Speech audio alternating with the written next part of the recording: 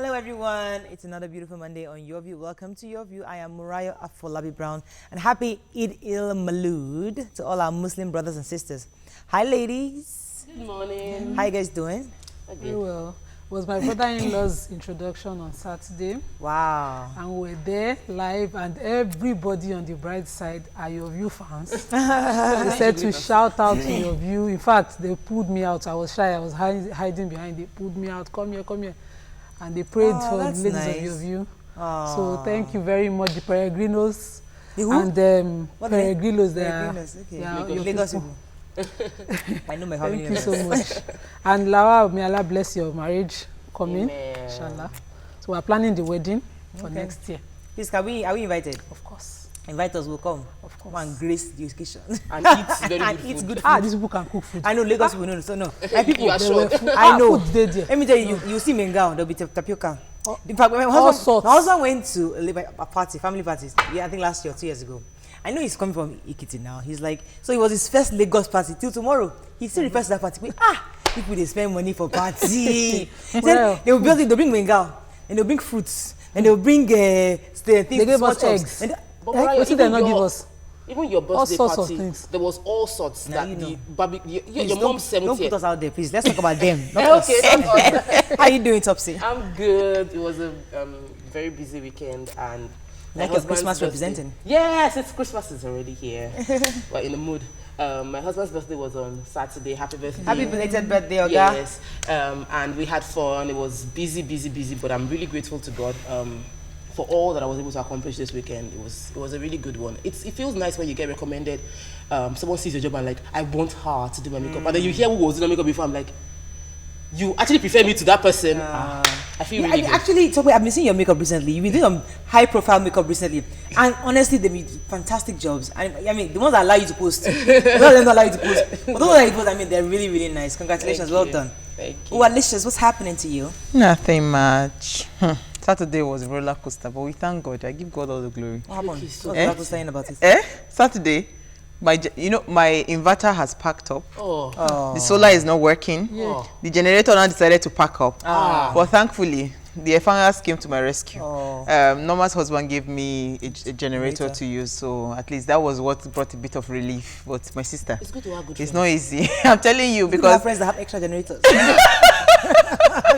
I just called him up and he was not the only one. There's a young guy called Shibomi. That one brought a truck. I was like a princess. They just brought a truck. This one brought this. Everybody was just helping me. To them. Yeah, so I'm really happy, honestly. You've added zero to me. I'm surprised you didn't come because you added zero value to me. So if you had come here, I would have found a way. So I'll go and buy your generators for you.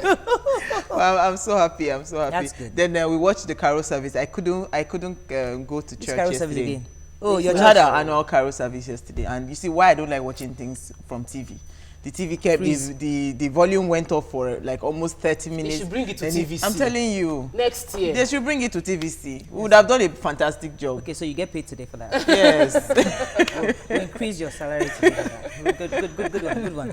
Let's take a quick break. When we come back, I'll tell your pastor there, what's his name again? I mean to please come and show it on TVC. When we take a break, when we come back, we'll look at the front pages of the newspaper. Stay with us, we'll be right back.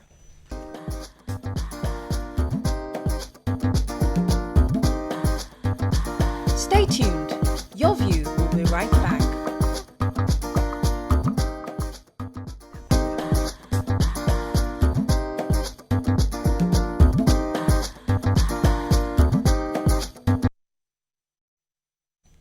Right, let's start with the Punch.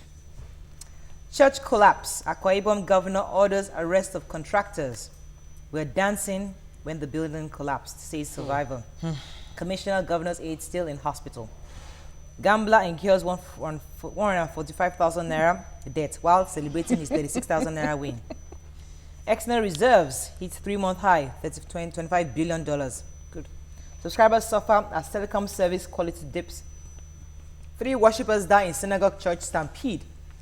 Rivers, APC Abe wins, other results being awaited. And 2017 budget will take Nigeria out of recession, says Buhari. This church collapse, I think, is in almost all the papers. So, but let's talk about it in Punch. I think it's a major headline in Punch. So let's take it up. Okay. So the Rena's assembly. It was the Rena's Chapel. Rena's Bible Assembly in Uyo collapsed on Saturday. The governor was attending the church service, and it was a very, very, very, horrific thing for me when I read it. I felt very, very pained. We've been through some disasters recently. Yeah. We are used to the bomb blast, but having people in a worship service center lose their lives like this. They said that was after the governor entered, the choir was taking their special number, and during that period, the building then collapsed. It's good that they're investigating. Yeah. The governor himself has called that the contractor of this particular building. But did you hear our president's speech? Shehu Garba's, well, he said that the president saying that thank God for the governor's life that was saved. And there were a lot of issues. One of those that died. That is the way you make this kind of statements where you just. I totally agree with those that are saying it wasn't the most sensitive thing to say. Yes, was it based on the fact that 50 people confirmed dead. Papers are saying 27 actually. Yeah, yesterday was everybody was saying different figures thrown around. There was one I saw 200. Yes, papers are saying 27 confirmed. Even if it is 2 people confirmed dead, they are equally as important as the governor. Yeah. So the commiserate with the governors, you thank God for the life of the person, but then commiserate. But then the synagogue too, there was a stampede recently, and I just want people, buildings should be properly approved. Somebody should be held accountable when they are not properly, supervised. Stampede. It's human error too. Stampede was because of the deliverance service that was going on. Morayo, the stampede happened in Ghana 2 years ago, based on people coming to visit to see what's his name, TB Joshua. And at that point in time, the government of Ghana stepped in and banned any conference of that level to be taking place within a place that is not convenient for such gatherings. Kind of so I think what we should do is not hope that it doesn't happen again, but ensure that the government puts structures in place, that they visit the facility to be sure that there is proper exit. Since Jumoke is not here, let me ask the question Jumoke was, what happened to the building collapse the other time? The forensic report. All right, yes. I wanted to quickly say that this APC, the Rivers Church, Uyo Church collapse. This church is still like a construction site. It has not been fully delivered. There's still work is still ongoing. So you should have not even in the first place gone to that kind of a place. With their temporary site, they have their permanent site somewhere else. So they are building the structure. So it's not really complete. That means not I wanted to quickly say this gambler. You have to move on. Okay. But the gambler is another story. We're running out of time. It's been about so long. The Nation, Uyo. Manhunt for builder as police confirm 27 dead. Picture here, fire raises Edo's major mall. DSP orderly beheaded during Rivers rerun. 4 held as RRS raids fake embassy in Lagos. And picture here of the injured in the hospital. Who read that fake embassy? Oh, I read that story. A man said he wanted to go to America. He told his friend. His friend now said there's somebody in Lagos that can get you the visa. So they brought him to Lagos in Ejigbo area. 2 Chinese guys, I think Nigerians. Then I said, don't go to America. Trinidad and Tobago is a better option. He said, no, they tried to convince him. He now said, okay, no problem. Pay 1.3 million naira, which he paid in 3 installments. And they got him the visa to go to Trinidad. Once he got there, of course, the police arrested him. He stayed 48 hours in police custody.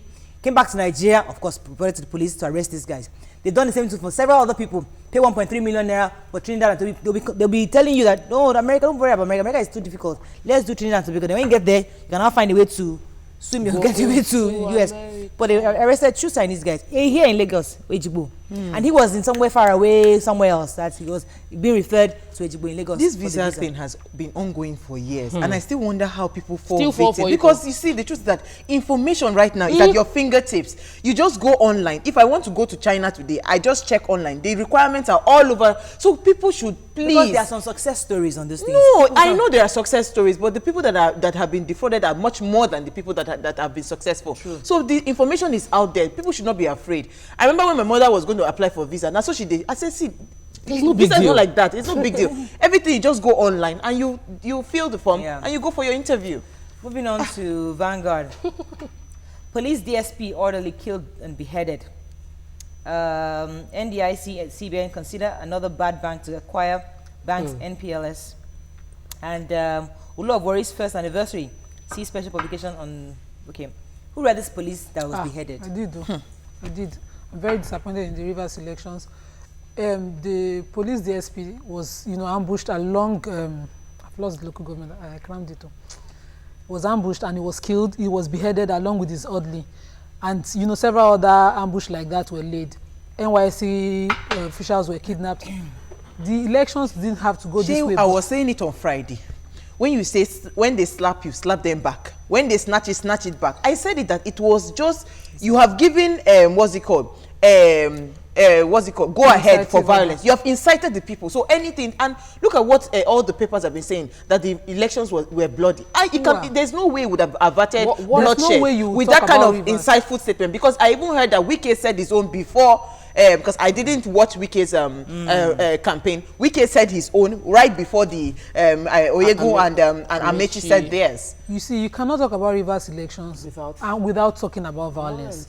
And that's why I was saying that but it shouldn't be. That was what I was trying to, trying to understand what led them to say what they said. It's like, no, don't let someone intimidate you. This is how these people go. Do you understand? Unfortunately, we still saw some areas were entirely peaceful. The ones I saw on TV were peaceful. People, casted. I watched TVC, broadcasting the elections.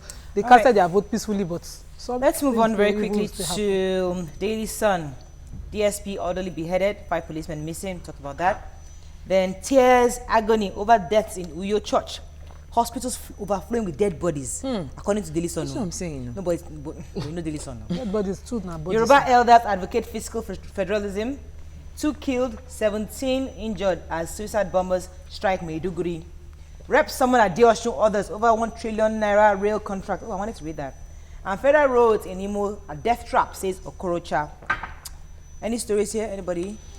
Okorocha should deal with the roads. Lagos State has a lot of federal roads that they fix themselves, so you might as well just. And he was saying that he's been supporting, been trying to fix a lot of federal roads too. I just wanted to say that Sunday Punch yesterday, that's yesterday's Punch, carried that 200 people. This is the headline of what's it called? Sunday's Punch yesterday that carried 200 people. So when Son is saying that the hospitals are overflowed with dead bodies, the same Punch is telling us that. Wait, should we not sue the paper? It is wrong. You don't carry information anyhow. It's wrong because as at yesterday you are saying 200. Today you are coming out to say that 20 people. Human lives are important. You should be able to at least the nation has be accurate. I don't think Punch actually gave a number today, but let's just see how that goes. Our final paper is this day. 2017 budget will pull Nigeria out of recession, says Buhari. Twin bomb blast kill 3, injured 7 in Maiduguri. CBN and banks to establish fresh 30 billion naira special fund. Emmanuel declares 2-day mourning for scores of dead worshippers in church building collapse. So I thought the VP said that the 2016 budget won't take us out of recession, that we should wait till 2018. That's what I thought they said. So how can the VP be saying A and the president is saying B? So who would we believe? I don't understand. And they're supposed to be saying the same. I think. Sorry, what did you say? Since they are not talking to each other. No, but if you are talking about checking projections and let's take a quick. The kidnapped. They're kidnapped, right? So we are not sure what they are facing. Okay, they've been rescued. Okay, rescued. All right.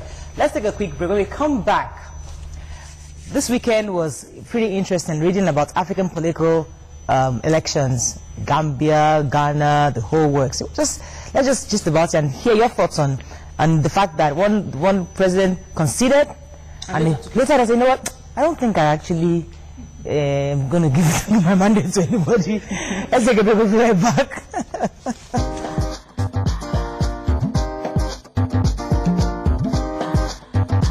Stay tuned. Your View will be right back.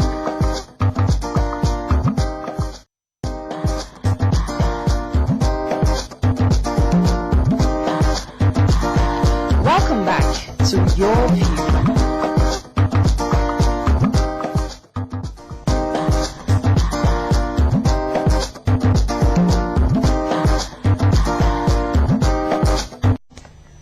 Okay, thanks for staying with us. So the Gambians and the Ghanaians went to the polls and elected new presidents. After over 20 years of impressive rule, Gambian President Yahya Jammeh accepted defeat at the poll, while the Ghanaian political parties had a brouhaha over the division of votes after the declaration of Nana Akufo of the opposition party. The new Patriotic Party won the election. Now, what are your thoughts on the whole drama that happened, especially this last week, I believe, where Yahya Jammeh had said that initially considered, made a phone call to Adama Barrow and said that it's the will of Allah, the people have voted you, you know. And you know, and he had somebody record it. There were cameras everywhere. Yes, now. And we're all happy that, okay, our former president, Jonathan, obviously started a good trend. This process. Everybody now, and I started this trend, and everybody's now conceding. Suddenly, the man had a change of heart. So you know what? He said based on he found out there was some anomaly with the election, like some votes and all that. So he changed his mind that he doesn't want to concede anymore, that he doesn't think the process was fair, and so we wait to see what that would impact that would have on Gambia. I feel sad though, because this is a country that 22 years of serious oppression. You know, it's been, and it's not as if they've successfully economically grown within that period. So the people have a right to decide. And the idea behind democracy is that people should vote for who they want, regardless of what. And based on America's election, you can say that they might choose person that you don't even think is the right one or competent for the job. It's like the wind of change is flowing through the whole of the world, like from Africa, even the US now. Everybody they're tired of the regular politics that they used to. Everybody wants a change, and I think I think this Yahya Jammeh should actually accept the will of the people. But obviously he doesn't. He feels that the will of the people is for him to remain in power. Yes. The little I know about Yahya Jammeh, I've always read about him, never been to Gambia, but read about him, and I've always seen him as someone who is power corrupt. And when he conceded, I was like, did someone tell him to concede? Because knowing the things I've always read about him, I least expected him to concede. Yes. And you know, when he retracted his concession, that was more like it. That was more like it. Like, but did you guys read the acceptance speech, the concession speech of Ghanaian president, John Mahama? Did you read that? No, I didn't. Interesting. But you see, the thing is, I must commend the fact that Nigerians were involved in this election. This is Nana had tried becoming the president 2 times before, so it's almost like the case of what happened with the President Buhari, that he's tried and finally he gets into power. Ghana, Nigerians used to see Ghana in the 80s as a country not so developed, and suddenly everything turned around, and right now Ghana is back to being no power, bad roads, and all that we used to be. People used to see it as a Nigerian thing. So I think that Ghanaians are stepping up to say that we don't want this. We don't want to be like Nigeria. But you know, the current president was giving a speech, was saying that he made mistakes, and he felt that he surrounded himself with psychopaths, surrounded people that were telling him, they're not telling him the truth. Obviously the Ghanaian people have spoken.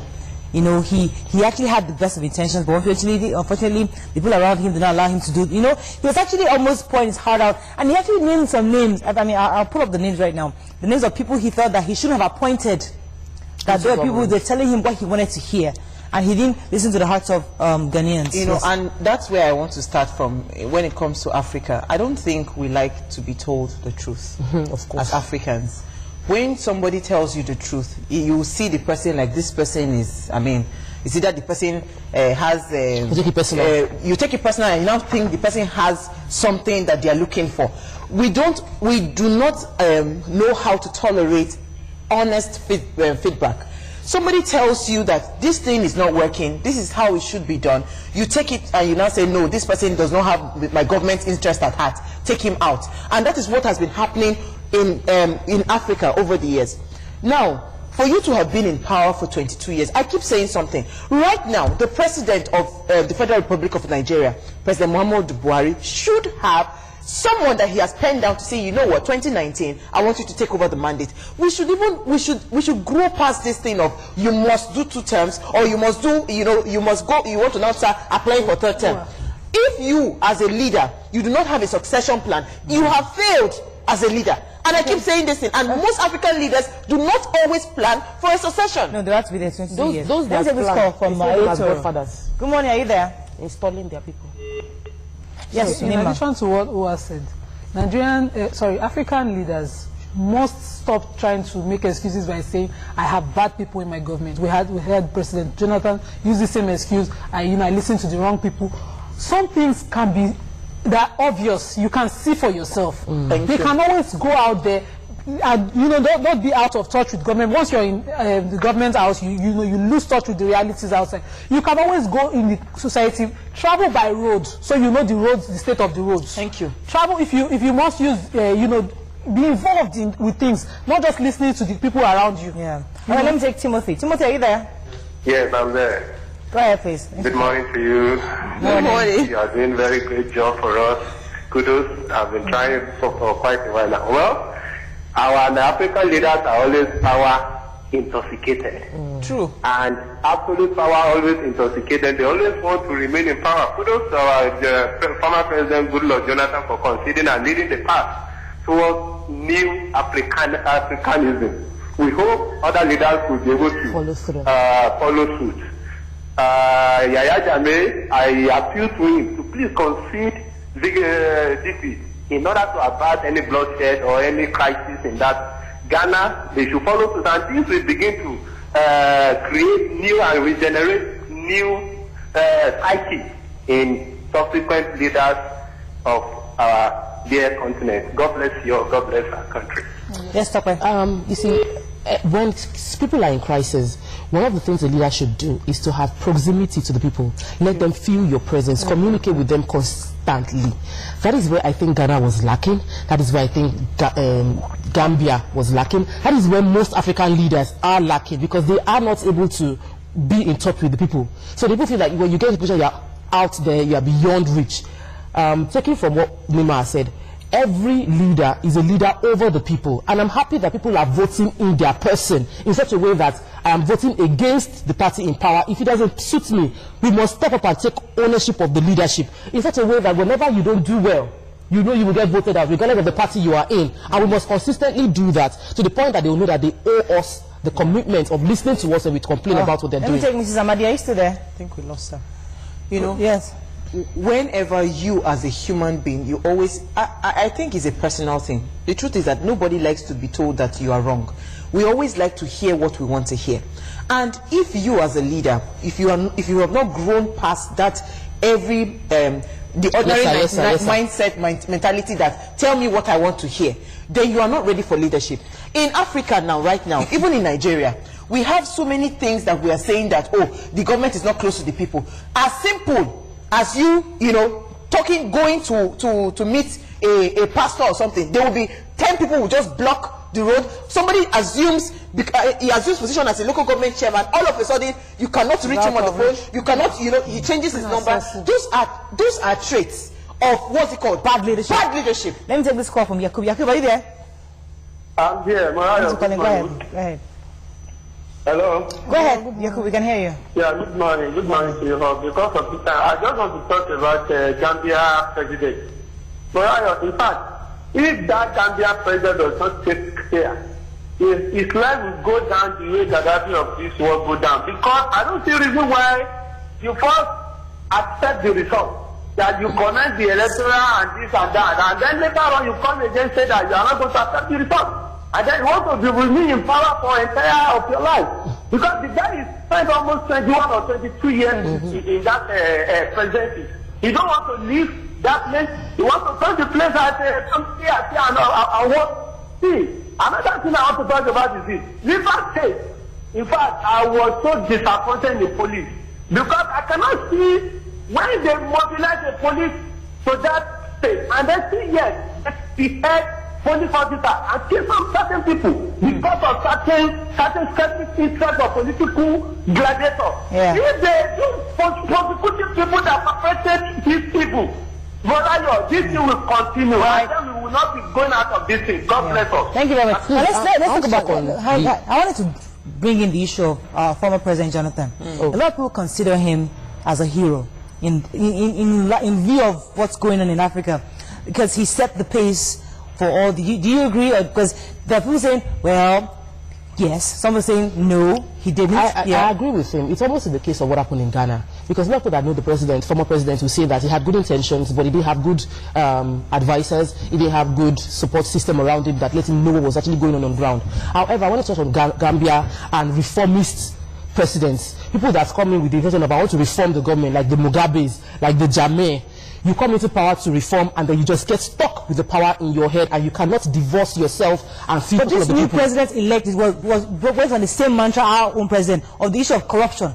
They are anti-corruption, and it was on that basis that slogan? Absolute power corrupts absolutely. Now, let me say something. You were saying something about what's it called? President Jonathan conceding defeat, and this is where I want everybody to understand that power, whether he likes it or not, whether he chooses to concede or not, the power to take out any government still lies in the hands of the people. Because if they did not sense the tension that was in Nigeria, and he said if President Jonathan did not concede, Nigerians were ready to actually kick him out. We need to take back power. The people, the voters are the ones that can decide, you know what, whether you choose to or you do not choose to, you have to leave this seat. And that is what I want every voter to have that at the back of their mind. You have to round up, yes. The fact that people consider Jonathan a hero has been confirmed with what we have seen in Gambia, for instance. No doubt.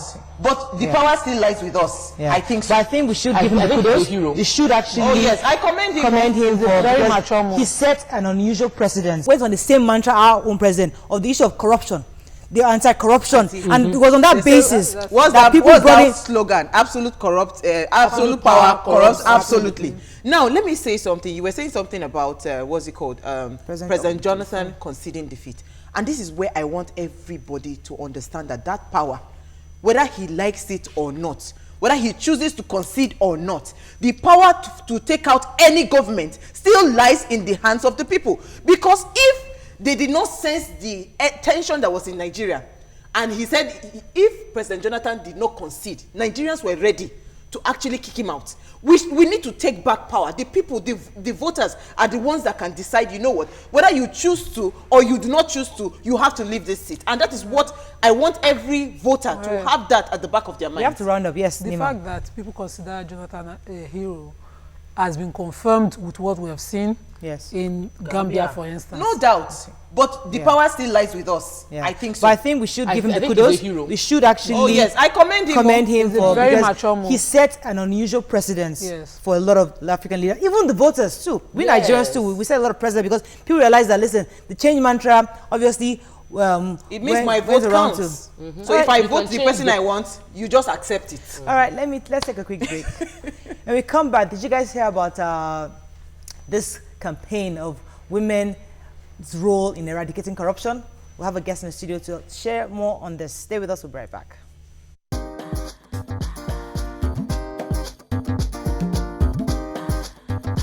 Stay tuned. Your View will be right back.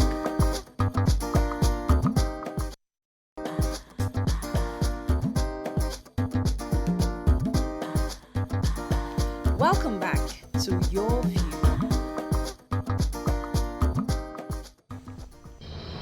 Thanks for staying with us. Corruption is Nigeria's biggest challenge and is found in every sector of the society. The role of women in abating corruption in our society cannot be overemphasized.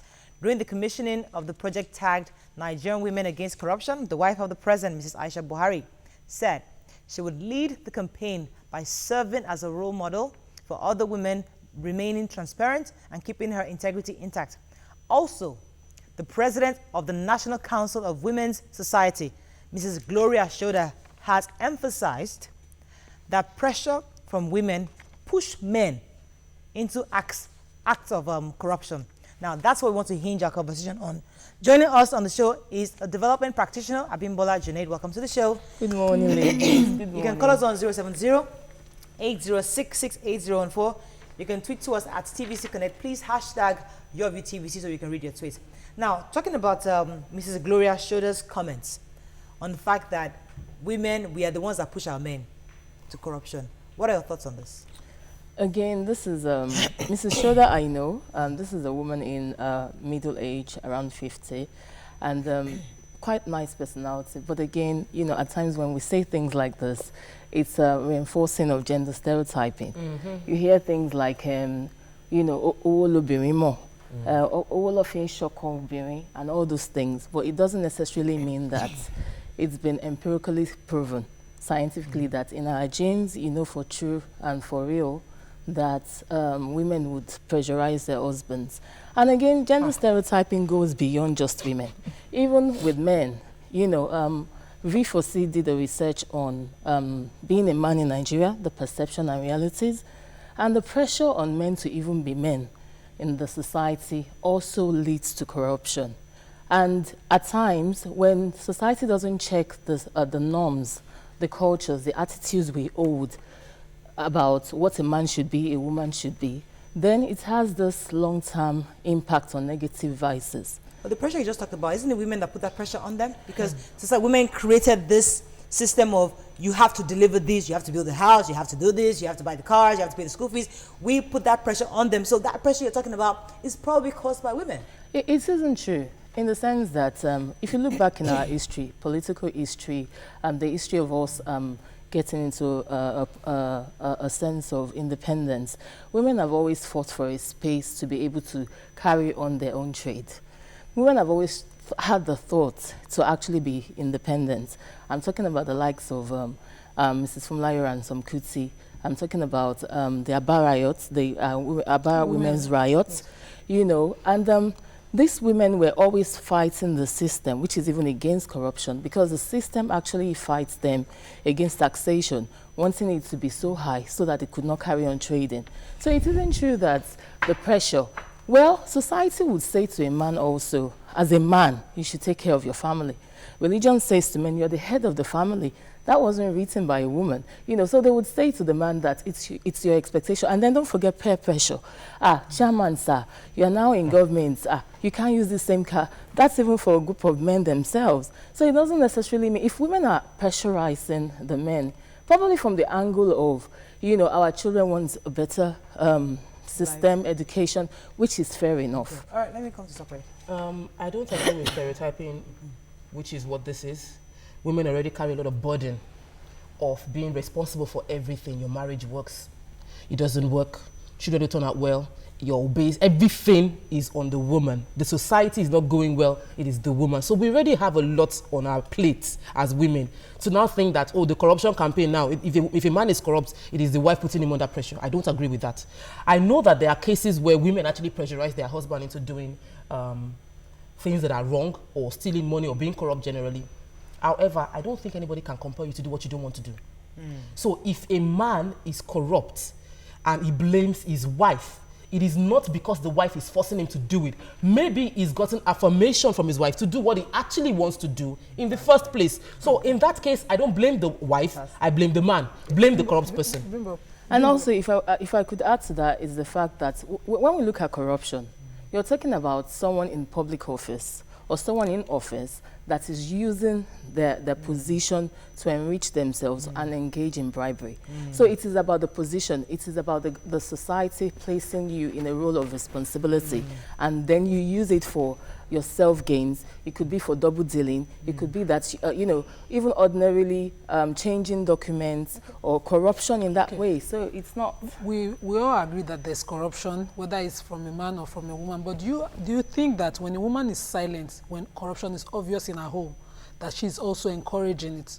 This is not putting pressure now, but, you know, allowing it to happen. You're silently just accepting it when you know that your husband's means of sustenance is questionable. Definitely questionable.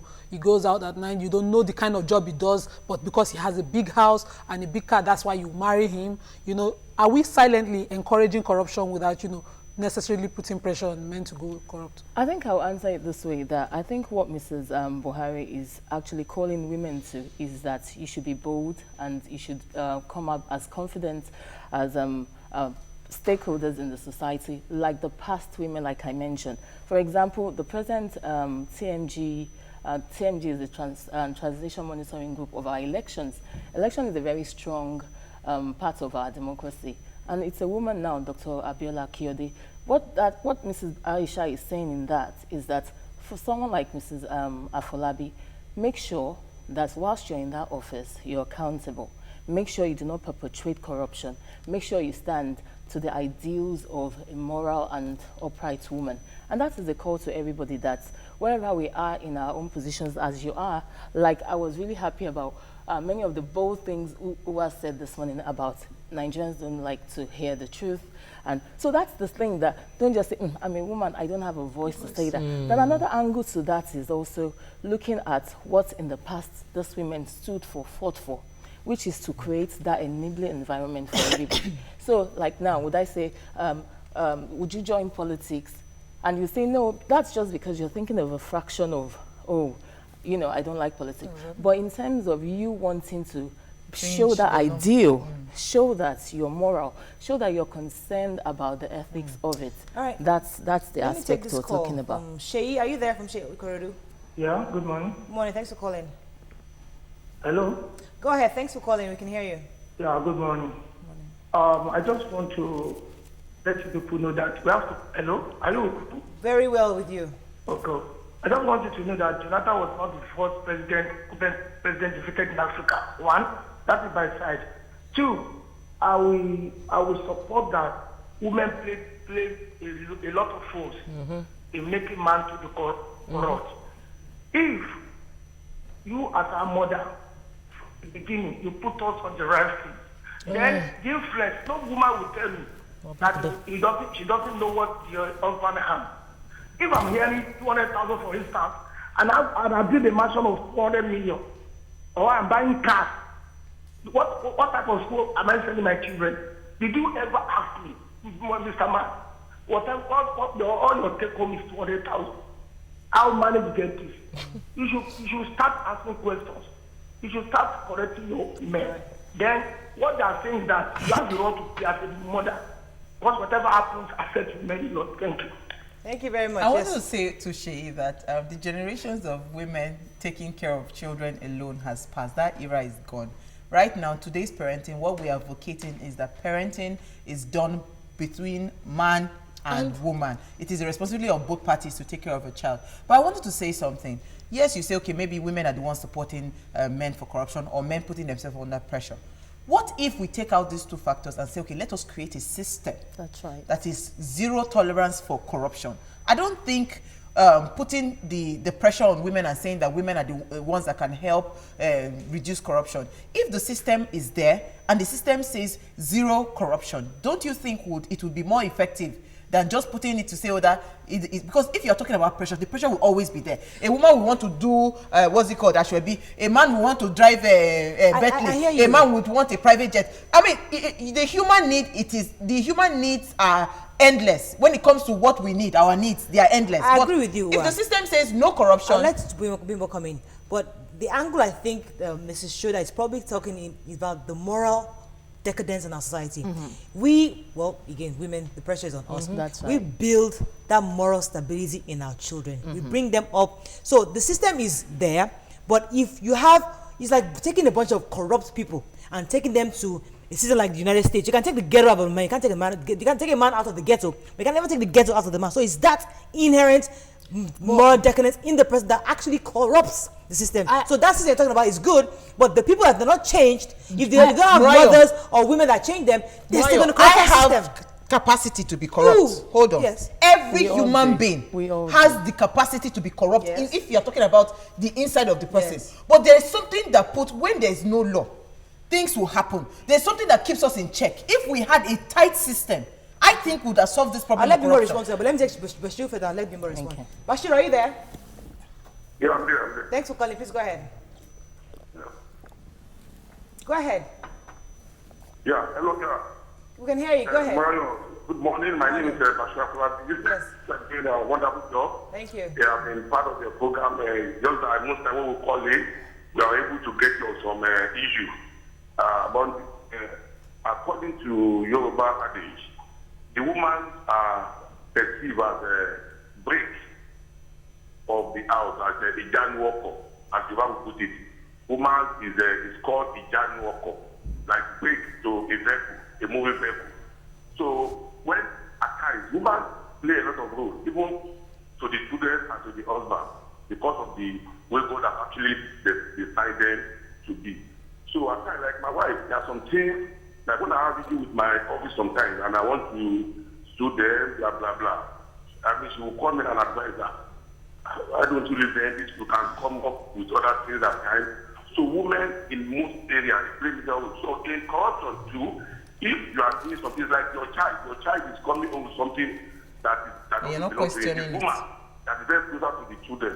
The One one cannot ask. All right. We are also your child. We are. Thank you, Bashir. I want you want to respond to this, but I have to go on a quick break. Can you please hold your thoughts? Sure. Stay with us. We'll be right back.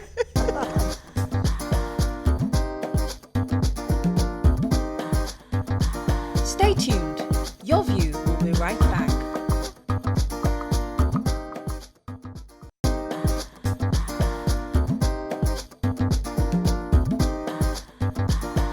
Welcome back to Your View.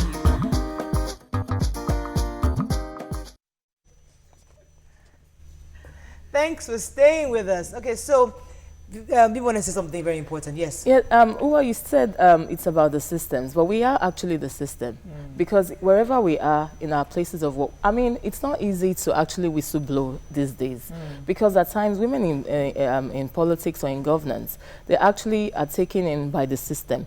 The men there, you know, with the nature of who a man is, with time, they may just start doing it just to fit in. So what this is all saying is that we should all just try to be very active and come out and be whistleblowers if we have to. Then another aspect is we don't care about the budgets. Women would say, you know, I don't know how they pass the budget. What's that? I just want it to be done. It can't be done if we don't monitor too. You know, we have budgets that has made that sort of thing, information very easy about understanding. So we should want to be a part of the system. All right, let me take this call from Babatunde. Are you there? Thanks for calling. Morning, go ahead. Good morning to everyone of you. That's you and your family. In a short form, I would like to put in one of these. If Nigeria has a very good system in place, as my right people lady has just said that, if the right system is in Nigeria, the problem will be solved. They don't need to bother the women's aspect. Like what happened in India.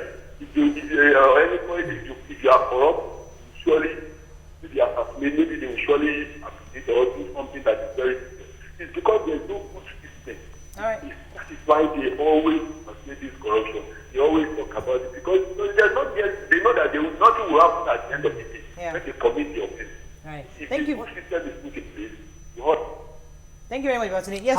You just took the words out of my mouth. That everybody is corrupt to a large extent, and you see it when it plays out when in developed countries there's a crisis. You see people breaking into stores and pilfering items they did not pay for. So you look at it that once there's breakdown of law and order, everything would have its place. But there's also the place of check and balance where a woman would ask and hold his her husband accountable for what is going on. So I think it all works hand in hand. However, I decry the pressure on a woman thinking that she's the one that will solve the problem. The society is leaning too much on one individual when the society is made up of more than just So we are the somehow woman. agreeing that women actually play a role. We have a role. We Yeah, have a role. Definitely. I mean, we we are first nurturers. You know, as women, the children are mostly with us at all times, and we set their behavioral pattern. But of course, we shouldn't forget peer pressure and the larger society. But if the whole society was working together as one, we'll get a better I have a result call at from it. London. Daffy, are you there?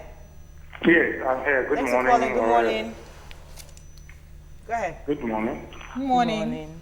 Yes, I'd like to make a contribution. Yes, go ahead. Yeah. The topic about the role of women in fighting corruption reminds me of Mrs. Buhari, Mrs. Aisha Buhari. This is what she did a few weeks ago in criticizing the president's handling of the economy publicly. I think it was a good opportunity for women to have rallied around her vigorously. Unfortunately, they did not. All right. And there were ambivalent views. Let me pause you right there. But Thank I you very will much for that teach you- point. Thanks for that point. Do you agree with him? I do. Even though society has come hard on her, but the fact is, we talked about boldness. It was the same with Dora Akunyili. It was the same with Mrs. Obi Ezekwesili when she was in charge of due process. It would never be easy for the woman to be seen to be the one that is critical. So in this case, they just said corruption, but it's in all matters, you know. So people are in custody right now. Politicians that are in custody. Are we saying that the women their wives should have actually done a press briefing to say, my husband. Not necessarily press briefing. Yeah, I'm just saying. So, I mean, what exactly do you expect of these women? No, but at least what was saying is that at least make sure that there's that check and balance in what your husband is doing. Adekunle Oseni says, women are pressurizers, but it's no excuse for the man. Or for the man, then men are their own problems. Leroy says, well done, ladies. It's a nice program. I think the timing should be extended. We're working on that. Titi Lokwe says, women don't put pressure on men. Other systems put pressure on men. Religion, peer pressure, society, even men's ego. No, but that's the truth now. Then Femi Olajide says, we shouldn't distort history. Fire Me first conceded in Nigeria. We should remember we should remember the effort of General Salami and Hassan Kuka on GEG. Then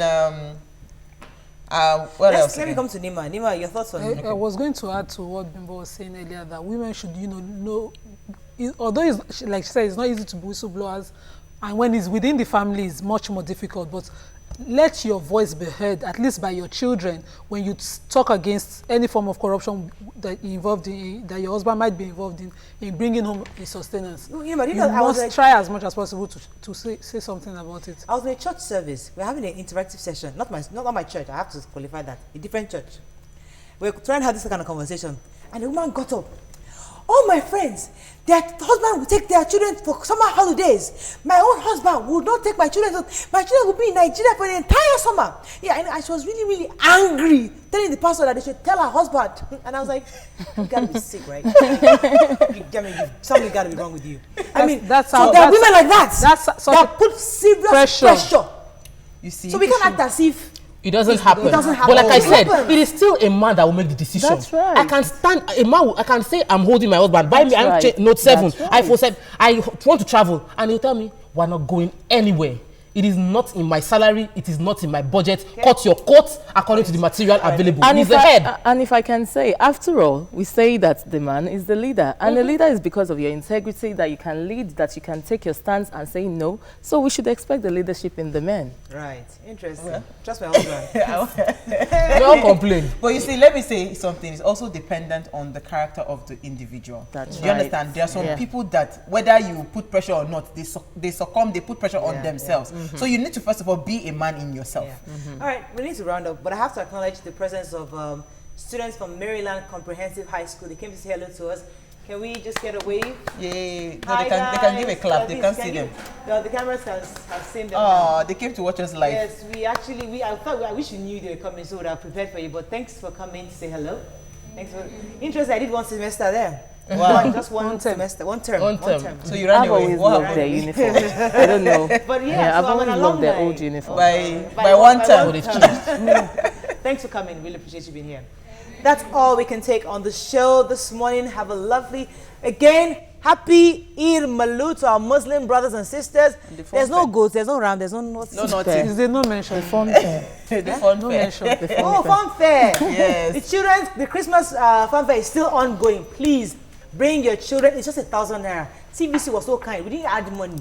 You know, we don't have for the past so many years because of recession. So please bring your children. My kids are going to be there. Are your kids coming? When are you guys coming? Yeah, We're going to be there. So today is public holiday. Come out, come and see us. We'll be there to hang out with you guys. Please come have fun. Yay. Have a bloody day. See you tomorrow. Bye. Don't do our work.